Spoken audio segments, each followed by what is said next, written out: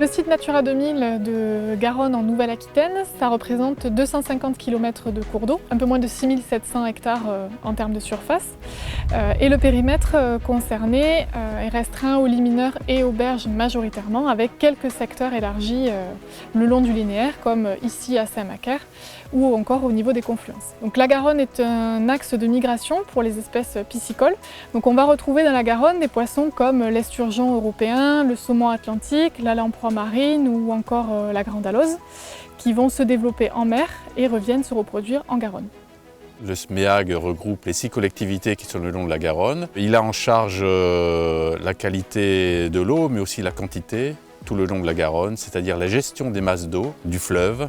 Il s'agit de aussi travailler sur la prévention de l'inondabilité, travailler sur les milieux naturels, les zones humides, et à ce titre-là, donc nous sommes les garants de la biodiversité tout le long de la Garonne. Natura 2000, c'est très important sur le secteur, sur la région. Il faut savoir qu'en Nouvelle-Aquitaine, c'est pas moins de 273 sites, dont 10 en milieu maritime.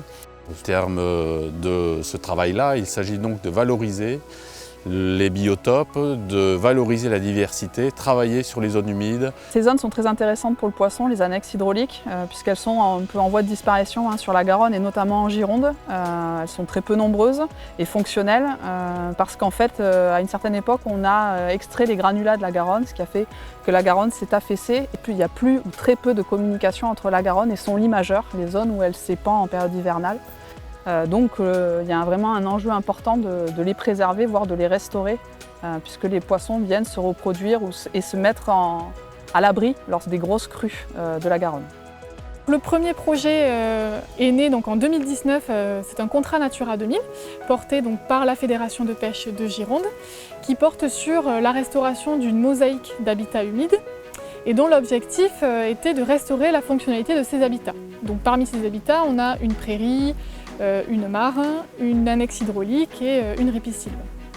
En 2020, à la suite d'une crue relativement exceptionnelle de Garonne, la commune de Saint-Macaire a souhaité s'engager dans un appel à projet régional. Ça consistait à transformer une culture de maïs conventionnelle qui posait un petit peu problème, on va dire, dans son positionnement puisqu'elle était intégrée dans une zone de promenade sur laquelle on a voulu franchir un cap pour aller construire une vraie promenade plantée en offrant, grâce au partenariat avec le SMEAG, une opportunité de tester une nouvelle technique d'ensemencement qui est la fleur de foin. Donc dans ce projet-là, l'enjeu c'était de faire en sorte que la population aille investir ce lieu-là et finalement en profite et trouve un intérêt à la fois à se promener tout en comprenant qu'on peut garder de la biodiversité. La restauration de la ripisylve a été menée avec les élèves du lycée agricole de Bazas, qui est un lycée avoisinant, la Fédération de pêche de Gironde et le SMEAG.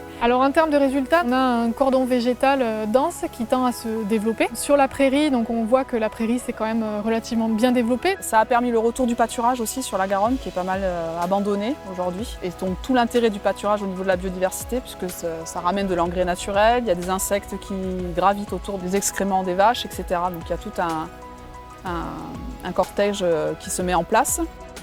La diversité de partenaires et la diversité aussi des financements qui ont été accordés ont permis vraiment de réaliser des projets cohérents et globaux, puisque on est à l'échelle communale.